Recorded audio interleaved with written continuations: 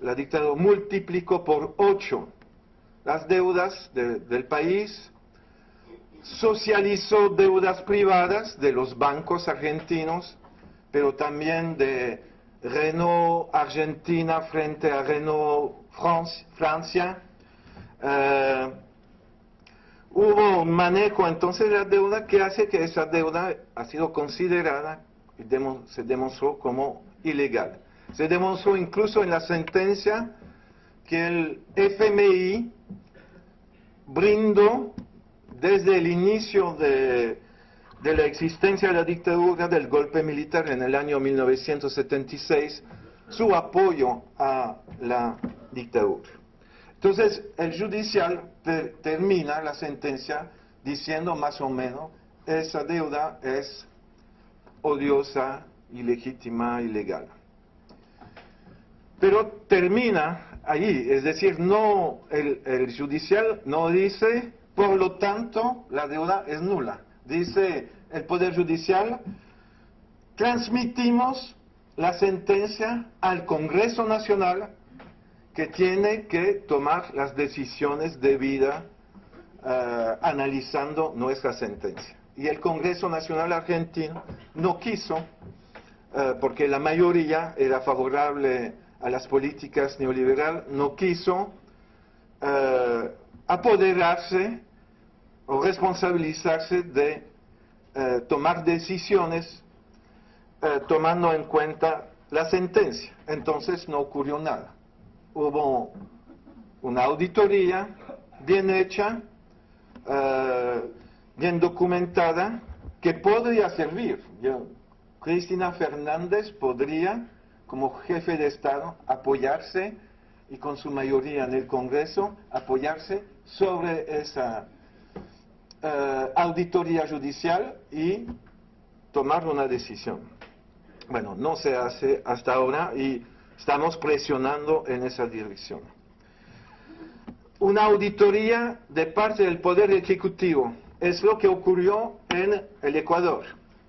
En el Ecuador, yo mencioné ayer, Rafael Correa, que había sido ministro de Finanzas en el año 2005, después de la caída del presidente Lucho Gutiérrez, que cayó bajo la presión de la calle y se escapó del país en helicóptero.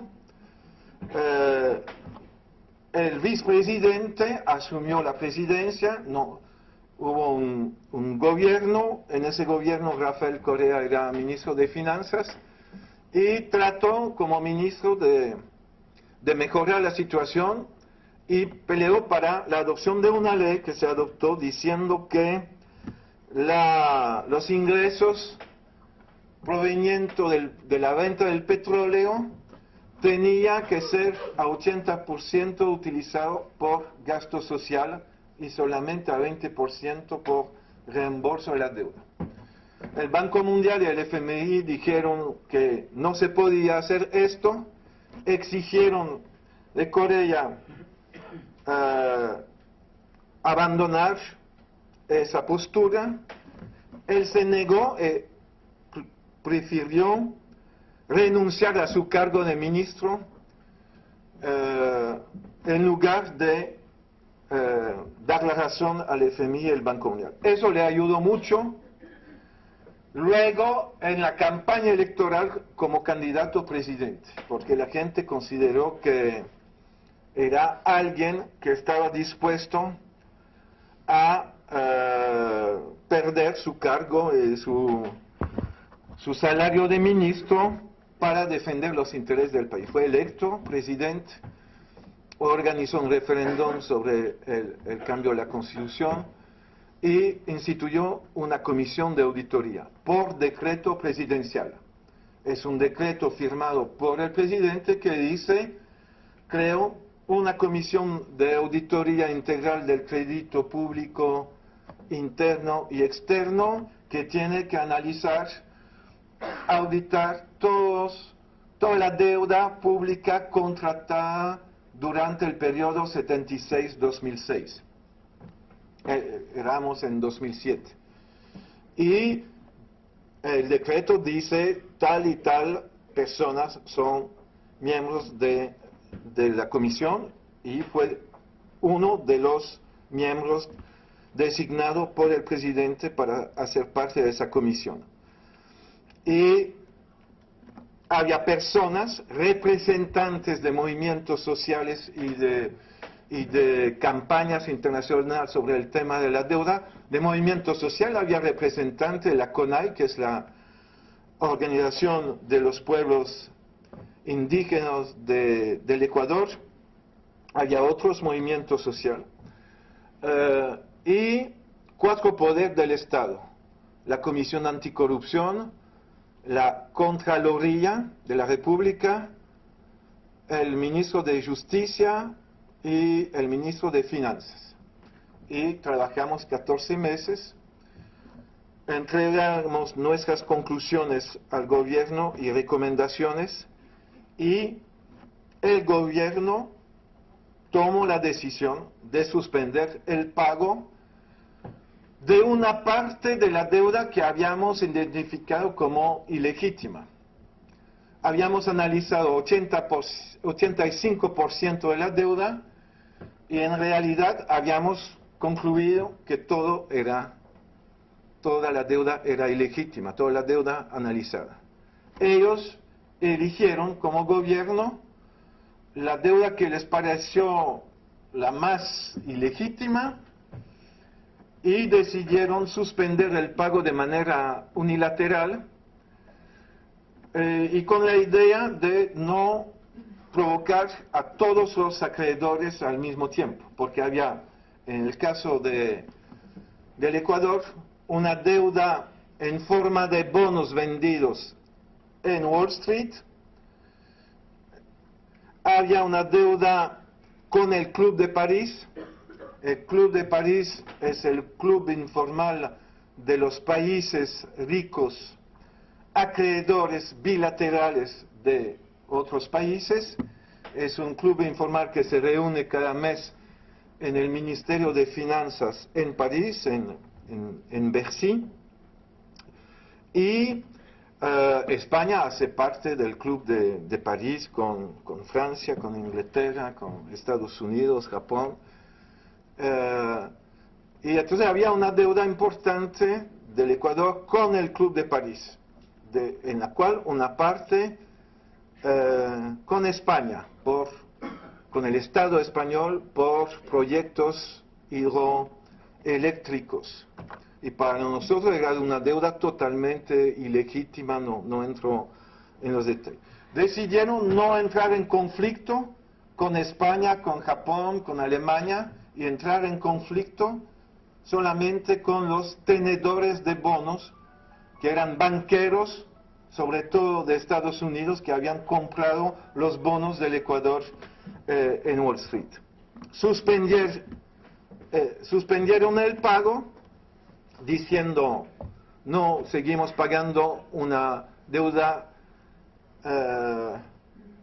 identificada como ilegítima. Me olvidé decir que había una deuda en bonos, una deuda bilateral con los países miembros del Club de París, y había una deuda multilateral, es decir, una deuda del Ecuador con el Banco Mundial, una deuda del Ecuador con el Fondo Monetario Internacional, una deuda del Ecuador con el Banco Interamericano de Desarrollo y con otros organismos multilaterales. Y había una deuda interna, en bonos también emitido a lo interno. Bueno, suspendieron de manera unilateral, y en un momento dado, bueno, puedo explicar incluso como yo le mencioné rápidamente ayer. ¿Qué hicieron? Normalmente un Estado que ha emitido bonos no tiene el derecho de comprar sobre el mercado secundario sus propios bonos. Porque no sé si ustedes saben que hay un mercado secundario de las deudas. Es el mercado como el mercado de ocasión para coches usados.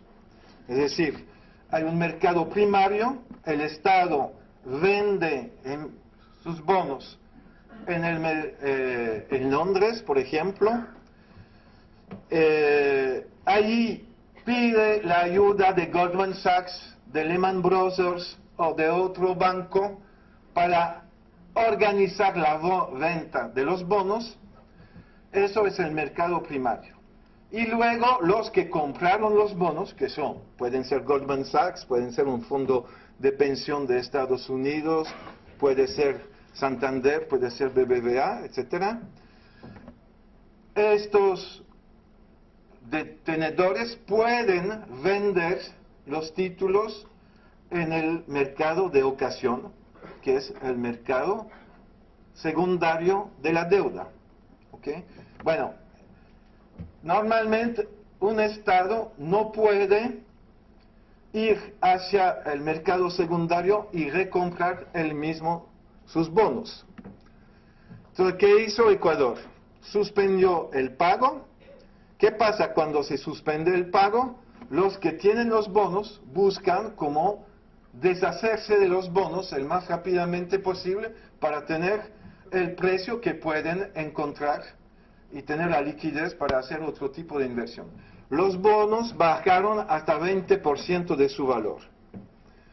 ¿Qué hizo Ecuador? Ecuador pidió a un banco, que se llama el Banco Lazar, de comprar para él los bonos, como si era el banco que lo hacía por su propio interés. Y el banco compró a 20% del valor los bonos.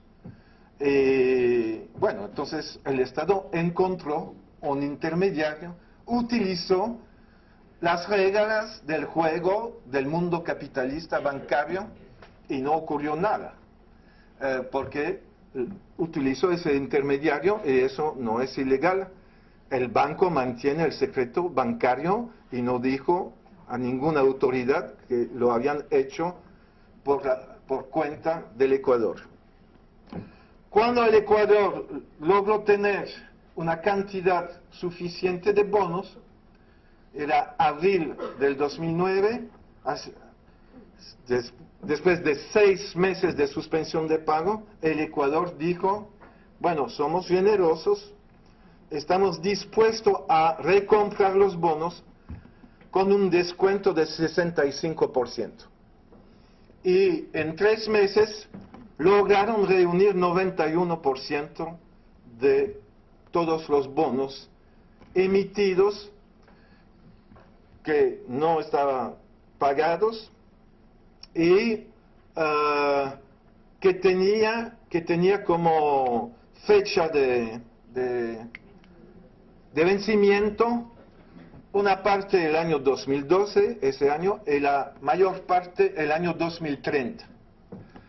Entonces compraron a un precio con descuento y, claro, ahorraron los intereses, porque había intereses a pagar hasta el 2030. Como recompraron, no hay intereses a pagar, entonces es un ahorro muy importante.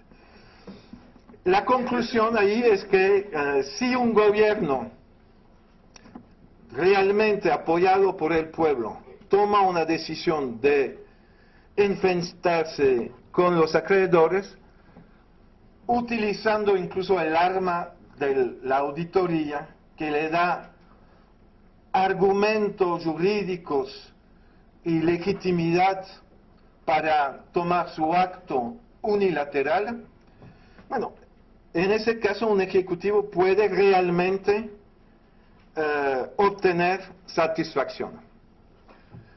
Pero implica romper las reglas del juego. Es un acto soberano unilateral.